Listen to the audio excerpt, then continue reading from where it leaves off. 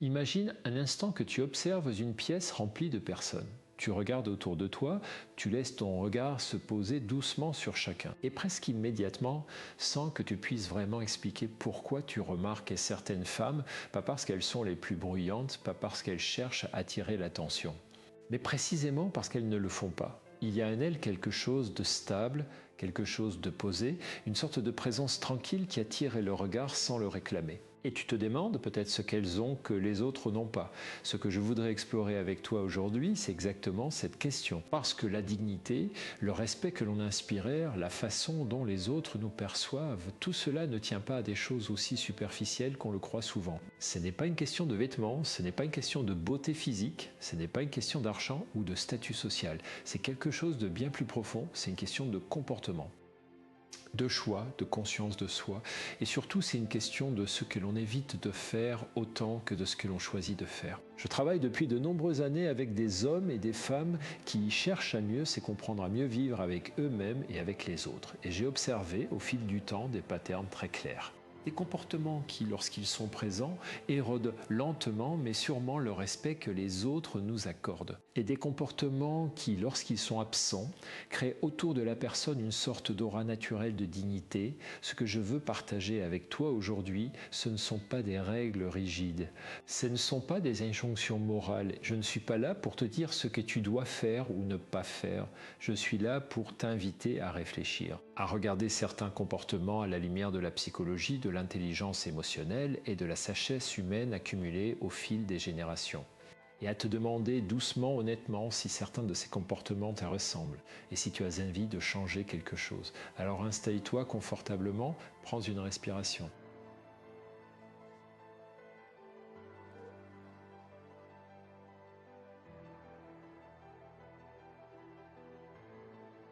Et laisse-toi accompagner dans cette réflexion.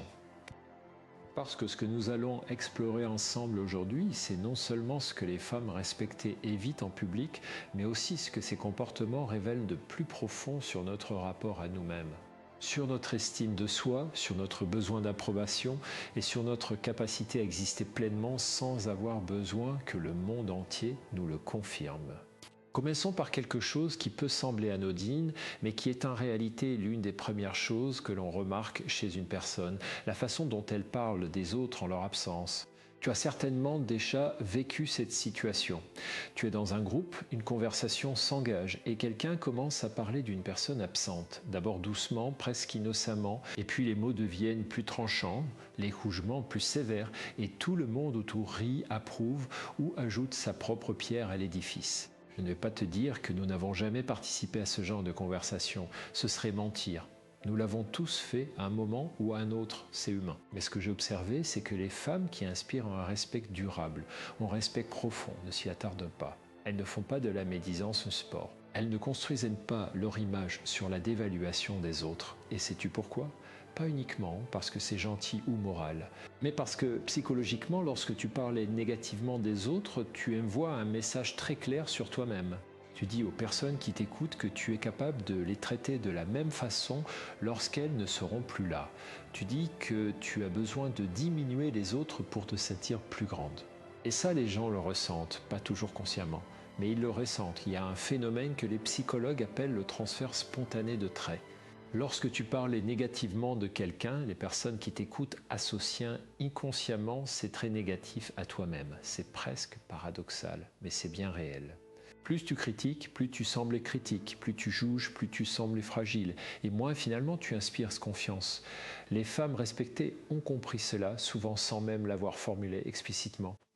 Elles ont compris qu'il y a quelque chose de beaucoup plus puissant que de critiquer les autres, c'est de parler de ses propres expériences, de ses propres idées, de ses propres passions. Elles ont compris que l'on peut toujours trouver quelque chose de positif à dire ou choisir de ne rien dire du tout, et que ce silence parfois est la forme la plus élégante de sagesse.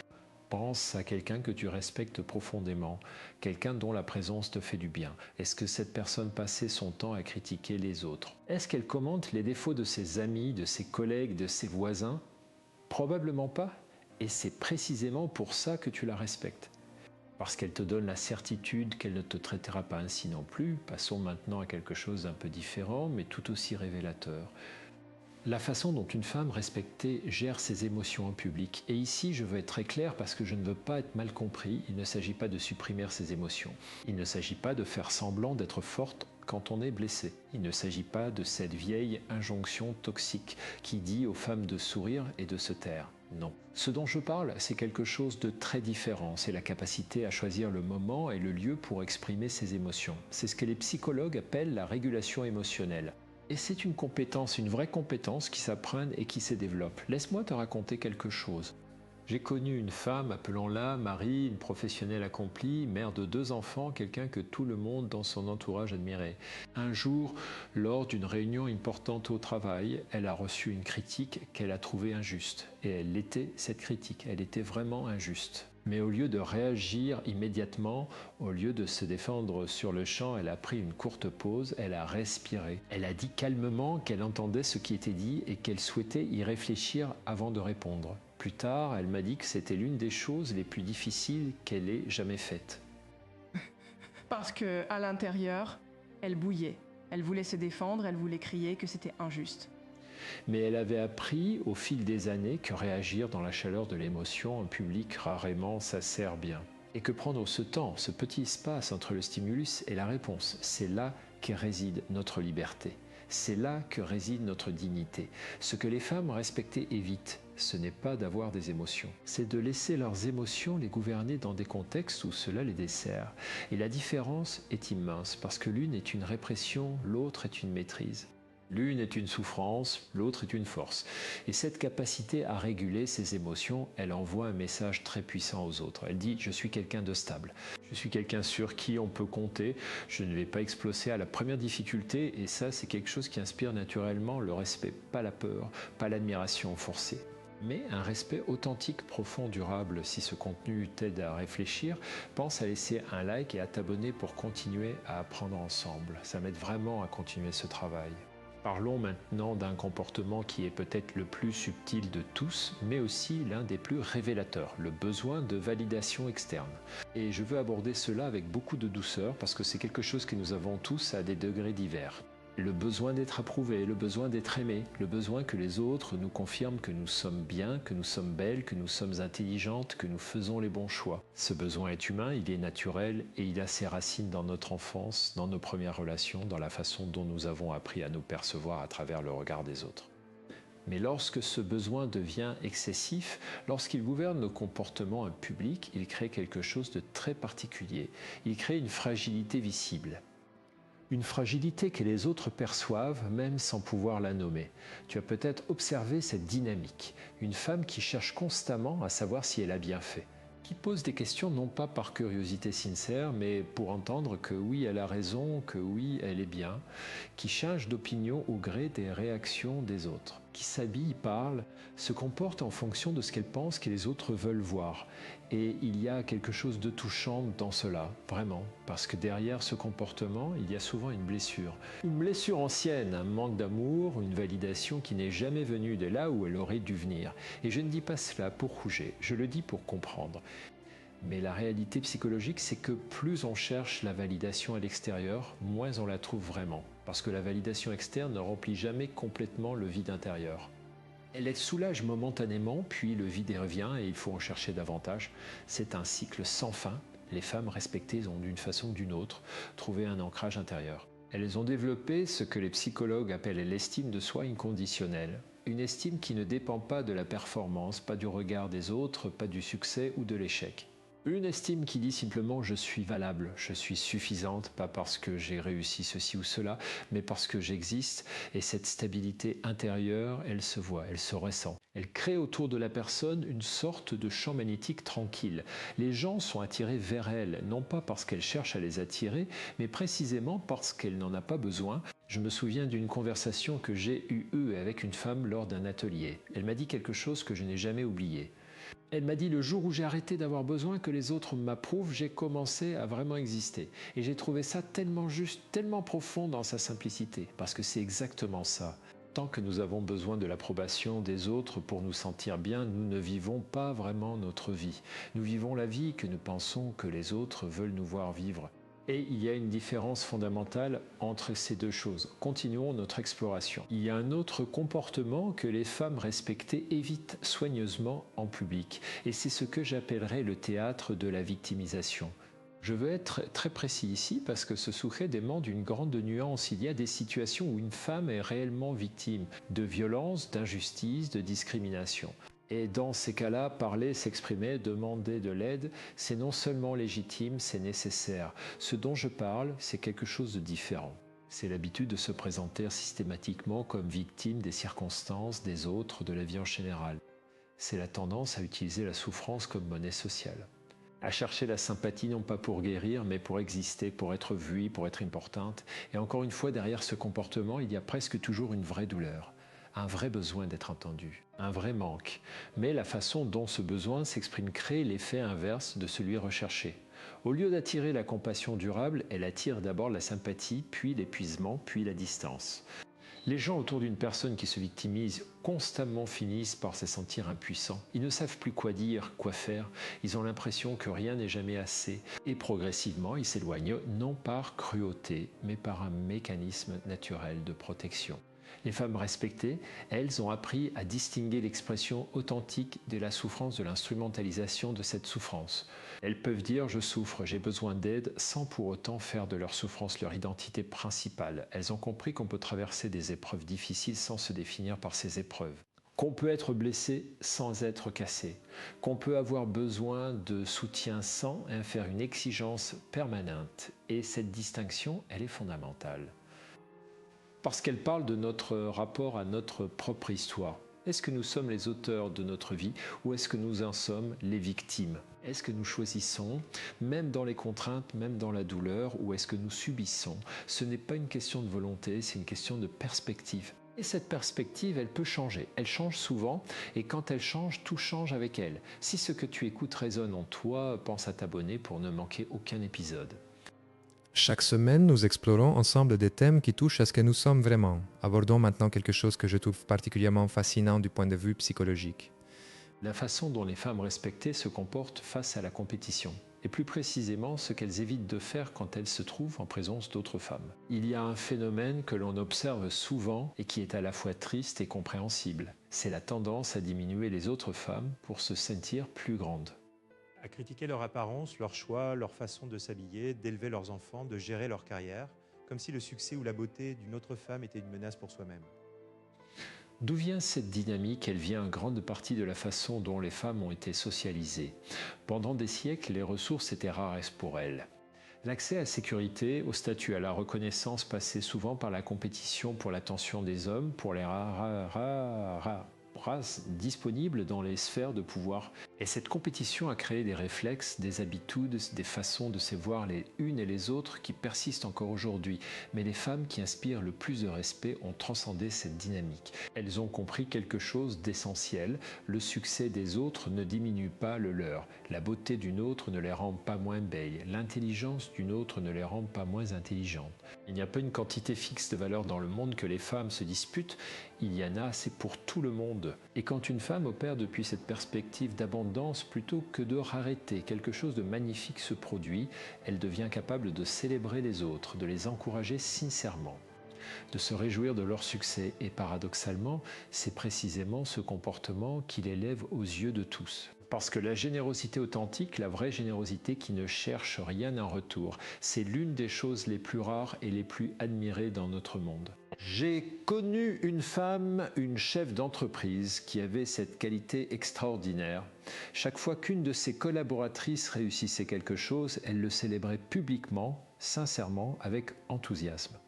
Et au début, certaines personnes autour d'elle se demandaient si c'était stratégique, si c'était calculé. Mais avec le temps, on voyait que non, c'était authentique. C'était sa façon naturelle d'être. Et le respect qu'elle y inspirait, je n'en ai rarement vu de pareil, parce que les gens savaient que si elle était capable de célébrer les autres ainsi, c'est qu'elle était profondément en paix avec elle-même.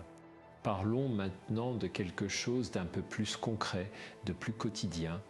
La façon dont on parle de soi-même en public et plus précisément deux excès que les femmes respectées évitent soigneusement. Le premier, c'est l'autodépréciation constante et le second, c'est la vantardise excessive. L'autodépréciation, tu la connais probablement.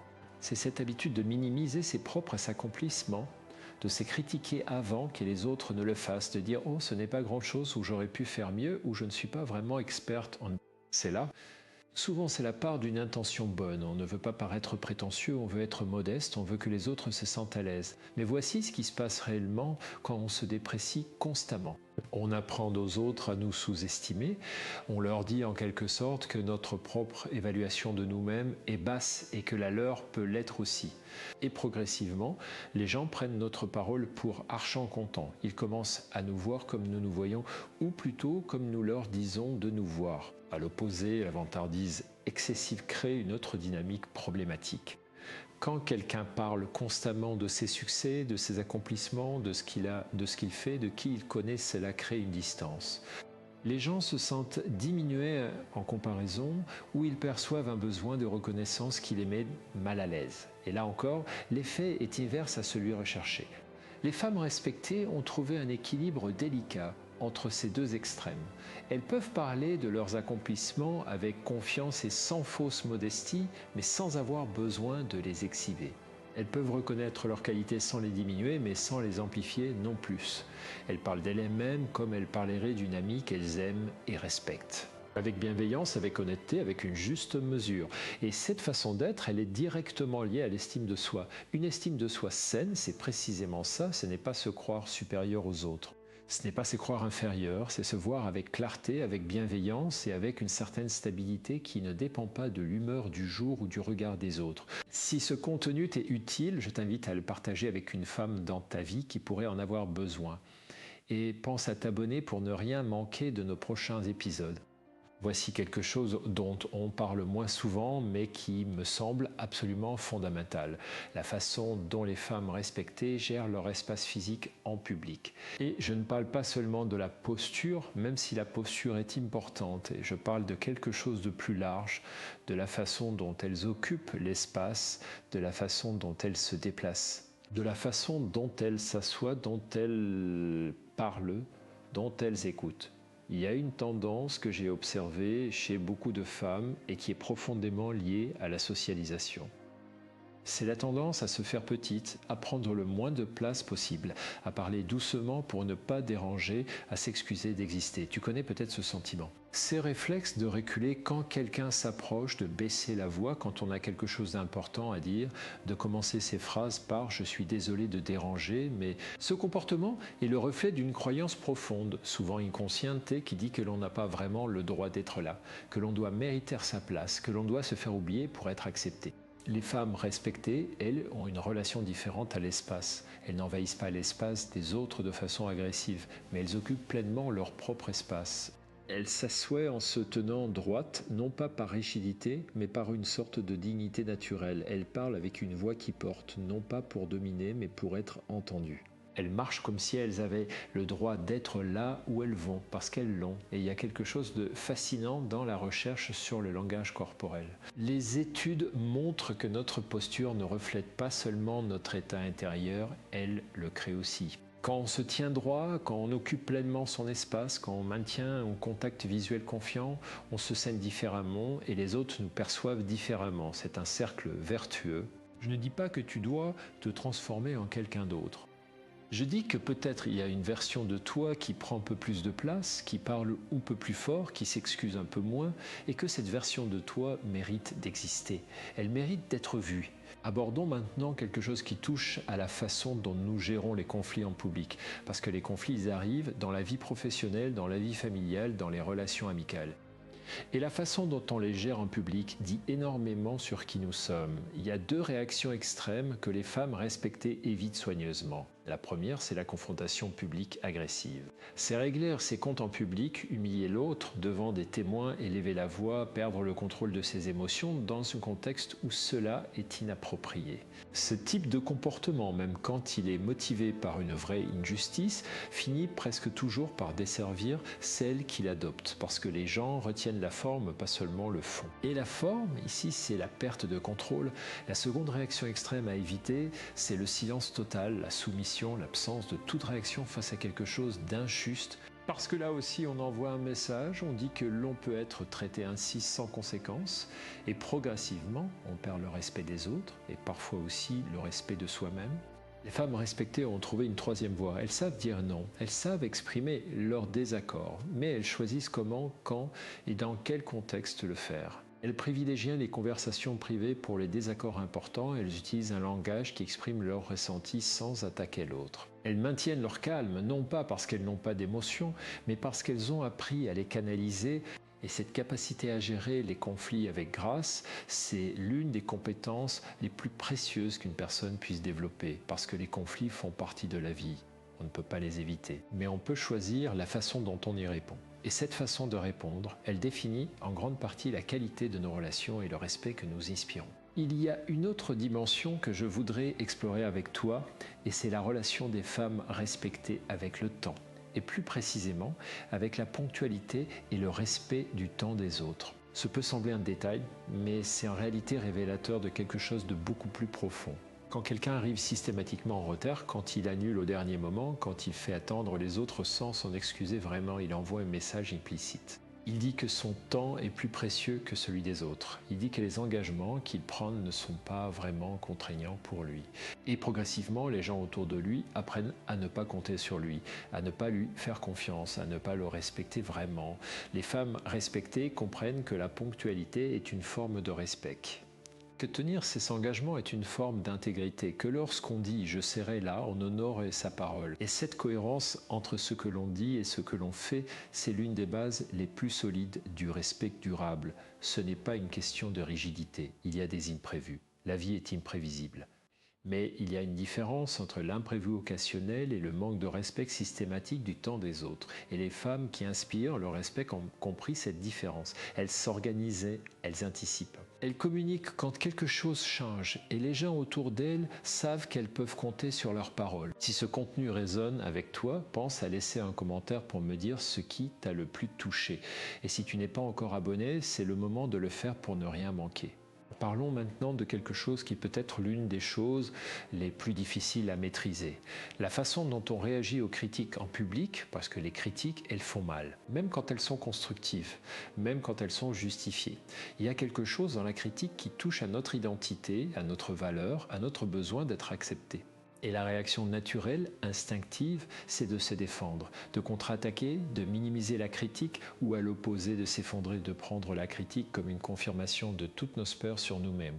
Les femmes respectées ont développé une troisième façon de réagir aux critiques et cette façon, elle commence par une pause, par un espace de réflexion entre la critique reçue et la réponse donnée. Dans cet espace, elle se pose une question simple mais puissante. Est-ce qu'il y a quelque chose de vrai dans ce qui vient d'être dit? Pas tout. Peut-être pas la forme, peut-être pas l'intention. Mais y a-t-il un grain de vérité que je peux utiliser pour grandir? Si oui, elle l'accueille avec grâce, avec une certaine humilité qui n'est pas de la faiblesse mais de la sagesse. Elles peuvent dire « merci pour ce retour, je vais y réfléchir ». Et elles le pensent vraiment. Si la critique est injuste, infondée ou malveillante, elles savent aussi le reconnaître, mais sans s'y perdre. Sans laisser cette critique définir leurs valeurs, parce qu'elles ont appris à distinguer ce qui leur appartient vraiment de ce qui appartient à l'autre. Et cette distinction, elle est libératrice. Il y a quelque chose que j'aime beaucoup dans la philosophie stoïcienne et que je trouve très utile ici. Les stoïciens distinguaient ce qui dépend de nous de ce qui ne dépend pas de nous. Que les autres pensent de nous, ce qu'ils disent de nous, les critiques qu'ils formulent, cela ne dépend pas de nous. Ce qui dépend de nous, c'est la façon dont nous y répondons. Et quand on intègre vraiment cette distinction, on gagne une liberté immense. Continuons avec un aspect que j'ai envie d'aborder avec beaucoup de tendresse, parce que je sais que c'est un sujet sensible. C'est la façon dont les femmes parlent de leur corps en public. Et plus précisément, cette habitude très répandue de se critiquer soi-même physiquement devant les autres. Tu as peut-être des chaînes tendues ou peut-être dit toi-même des choses comme « je suis tellement grosse » ou « je déteste mes cuisses » ou « je devrais perdre du poids » ou « j'ai l'air horrible sur cette photo ». Souvent, ces remarques sont dites presque automatiquement comme une façon de prendre les devants, de critiquer avant que les autres ne le fassent. ou comme une façon de se connecter avec les autres femmes, parce que la critique du corps est malheureusement devenue une forme de lien social dans notre culture. Mais voici ce que ces remarques font réellement. D'abord, elles renforcent une relation négative avec son propre corps. Chaque fois qu'on dit quelque chose de négatif sur soi-même, on renforce ce schéma de pensée. On le grave un peu plus profondément dans son cerveau. Et progressivement, cette façon de se voir devient la façon dont on se voit par défaut. Ensuite, ces remarques mettent les autres dans une position inconfortable, ils ne savent pas quoi répondre. S'ils disent non, tu es belle, ça peut sembler faux. S'ils ne disent rien, ça peut sembler une confirmation. C'est une dynamique qui crée de la gêne, pas de la connexion. Et enfin, ces remarques révèlent quelque chose de très profond sur le rapport à soi-même. Elles révèlent un manque de paix avec son propre corps. Et ce manque de paix, les autres le ressentent. Il crée une fragilité, une instabilité qui contraste avec la sérénité que dégagent les femmes vraiment respectées. Les femmes respectées ne sont pas nécessairement celles qui ont le corps parfait selon les standards de la société. Elles sont celles qui ont une relation de paix avec leur corps, qui l'acceptent, qui en prennent soin, qui ne le font pas constamment, et qui ne le font pas constamment objet de critiques ou de honte. Et cette paix intérieure avec son propre corps, elle se voit, elle se ressent. Elle est une forme de beauté en elle-même. Si ce que j'explique aujourd'hui te parle, je t'encourage à t'abonner et à partager cet épisode. C'est une façon concrète de soutenir ce travail et de l'amener à d'autres personnes qui en ont peut-être besoin. Il y a un autre comportement que je veux aborder et c'est quelque chose que j'ai observé très souvent dans les interactions sociales. C'est l'interruption constante dans les conversations. Le fait de couper la parole, de finir les phrases des autres, de ramener constamment la conversation à soi-même. Ce comportement est souvent inconscient. Il ne vient pas d'une mauvaise intention. Il vient souvent d'un enthousiasme sincère, d'une envie de partager, d'une excitation face à ce qui est dit. Mais l'effet qu'il produit sur les autres est très clair. Il fait sentir à l'autre qu'il n'est pas vraiment écouté, que ce qu'il dit n'est pas vraiment important, que l'autre n'attend que son tour pour parler. Et paradoxalement, les personnes qui interrompent le plus souvent ont souvent le sentiment d'être les moins entendues, parce qu'elles n'ont pas appris à créer l'espace qui permet aux autres de vraiment les écouter. Les femmes respectées sont presque sans exception de grandes écouteuses. Elles savent écouter vraiment. Pas juste attendre leur tour pour parler. Et écouter avec leur regard, avec leur corps, avec leur attention pleine et entière. Et cette qualité d'écoute, elle crée quelque chose de magique dans les relations. Elle fait sentir à l'autre qu'il est important, qu'il est vu, qu'il est entendu. Et en retour, l'autre veut donner la même qualité d'attention. Il y a une phrase que j'aime beaucoup et dont je ne connais pas l'auteur exact, mais qui dit à peu près ceci. Les gens oublieront ce que tu as dit, ils oublieront ce que tu as fait, mais ils n'oublieront jamais comment tu les as fait sentir. Et l'écoute authentique, c'est l'une des façons les plus puissantes de te faire sentir à quelqu'un qu'il compte. Voici maintenant quelque chose qui me tient particulièrement à cœur. La façon dont les femmes respectées gèrent leurs relations aux réseaux sociaux en public, et je dis en public parce que les réseaux sociaux sont devenus une extension de notre vie publique. Que nous y partageons, comment nous y réagissons, ce que nous y commentons, tout cela est visible, tout cela parle de qui nous sommes. Il y a certains comportements sur les réseaux sociaux qui érodent progressivement le respect que les autres nous accordent. Partager constamment des contenus négatifs sur les autres. Utiliser les réseaux pour régler des comptes, chercher à provoquer des réactions émotionnelles fortes par des publications dramatiques. Ou à l'inverse, construire une image parfaite, filtrée, déconnectée de la réalité qui finit par sembler creuse et artificielle. Les femmes respectées utilisent les réseaux sociaux avec une certaine conscience. Elles partagent ce qui est authentique, ce qui est utile, ce qui est beau dans leur vie sans tomber dans la performance ou dans la manipulation émotionnelle. Elles comprennent que leur présence en ligne est une extension de leur présence réelle et elles la gèrent avec la même intégrité. Mais au-delà des réseaux sociaux, il y a quelque chose de plus fondamental que je veux souligner. C'est la cohérence entre qui on est en ligne et qui on est dans la vraie vie. Parce que les gens qui nous connaissent dans les deux espaces voient très vite quand il y a une dissonance. Et cette dissonance, elle crée de la méfiance. Les femmes respectées sont les mêmes en public et en privé. Elles n'ont pas besoin de jouer un rôle. Elles n'ont pas besoin de construire une persona. Elles sont simplement elles-mêmes avec leurs qualités, leurs défauts, leurs doutes, leurs forces. Et cette authenticité, elle est l'une des choses les plus rares et les plus précieuses que l'on puisse offrir au monde. Approchons-nous maintenant de la fin de notre exploration. Et je veux aborder quelque chose que je garde souvent pour la fin, parce que c'est peut-être la chose la plus importante et de toutes, c'est la façon dont les femmes respectées se traitent elles-mêmes. Pas seulement en public, mais dans leur vie intérieure, dans la façon dont elles se parlent à elles-mêmes, dans les standards qu'elles s'appliquent, dans la compassion qu'elles s'accordent. Parce que tout ce que nous avons exploré aujourd'hui, tous ces comportements, toutes ces façons d'être, ils ont une racine commune. Et cette racine, c'est le rapport à soi-même. La façon dont une femme se traite intérieurement se reflète inévitablement dans la façon dont elle se comporte extérieurement. Une femme qui se parle à elle-même avec cruauté, qui se critique sans cesse, qui ne se pardonne jamais ses erreurs, qui se tient à des standards impossibles, cette femme va chercher à l'extérieur ce qu'elle ne trouve pas à l'intérieur. Elle va chercher la validation, l'approbation, la confirmation qu'elle a de la valeur. Et cette recherche va colorer tous ses comportements en public. A l'inverse, une femme qui a appris à se traiter avec bienveillance, qui peut reconnaître ses erreurs sans se détruire, qui peut se voir avec clarté sans se chouger, qui peut s'accorder la même compassion qu'elle accorderait à une amie chère, cette femme n'a pas besoin de chercher à l'extérieur ce qu'elle a trouvé à l'intérieur. Et cette liberté intérieure, elle se voit, elle se ressent, elle crée cette présence tranquille et magnétique que nous avons évoquée au début de notre conversation. La psychologie moderne et en particulier les travaux sur la compassion envers soi-même, que l'on appelle aussi l'autocompassion, montrent quelque chose de très clair. Les personnes qui ont une haute autocompassion ne sont pas plus narcissiques, pas plus égoïstes, pas plus indulgentes avec leurs défauts. Au contraire, elles sont plus résilientes face aux échecs. Elles apprennent mieux de leurs erreurs, elles ont des relations plus saines et elles inspirent plus de respect et de confiance. Parce que l'autocompassion, ce n'est pas se dire que tout ce qu'on fait est parfait. C'est se dire que même quand on se trompe, même quand on échoue, même quand on est loin d'être parfaite, on reste une personne qui mérite d'être traitée avec dignité et bienveillance par les autres et par soi-même. Je t'invite à prendre un moment maintenant pour te poser une question. Est-ce que tu te traites avec la même bienveillance que tu voudrais que les autres te traitent? Est-ce que tu te parles à toi-même comme tu parlerais à quelqu'un que tu aimes profondément?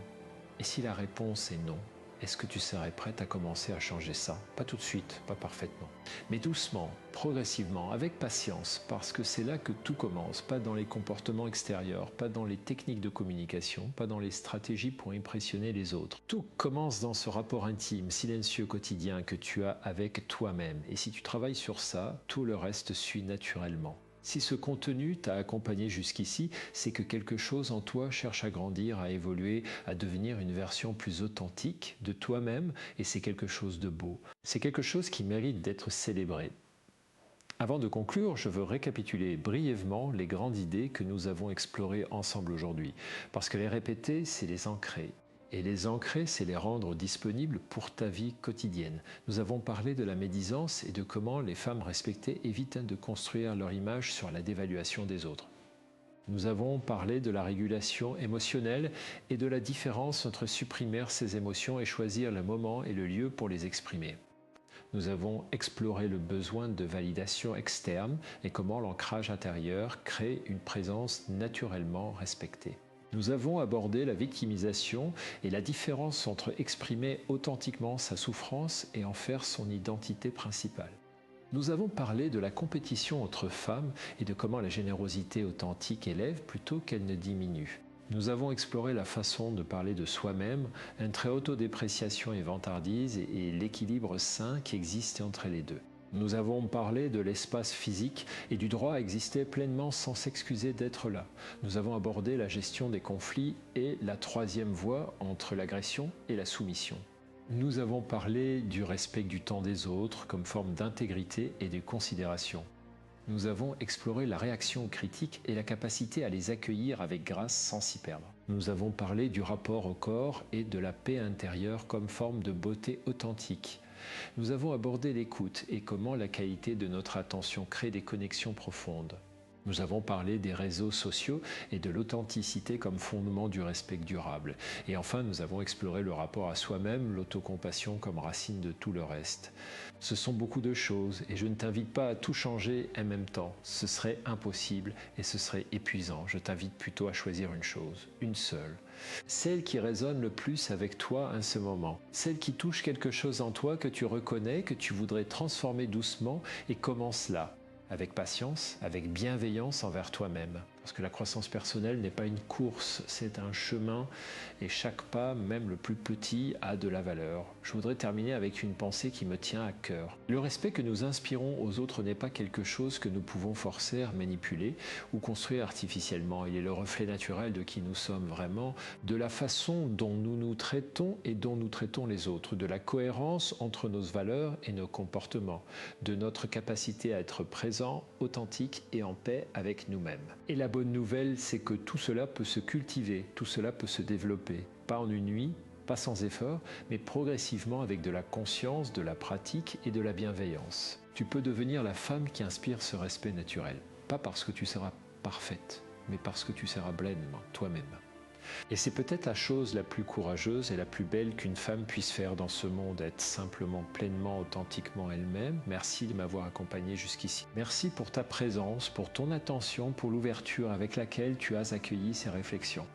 Si ce contenu t'a été utile, si quelque chose en toi a bougé, s'il y a une idée que tu emportes avec toi aujourd'hui, je t'invite à t'abonner et à le partager avec une femme dans ta vie qui pourrait en avoir besoin. Parce que ces conversations, elles ont le pouvoir de créer des cercles de croissance. Et chaque personne que tu touches, elle peut en toucher d'autres. On se retrouve dans le prochain épisode. Prends soin de toi. Prends soin de ta vie intérieure. Et souviens-toi que tu mérites le respect, à commencer par le tien.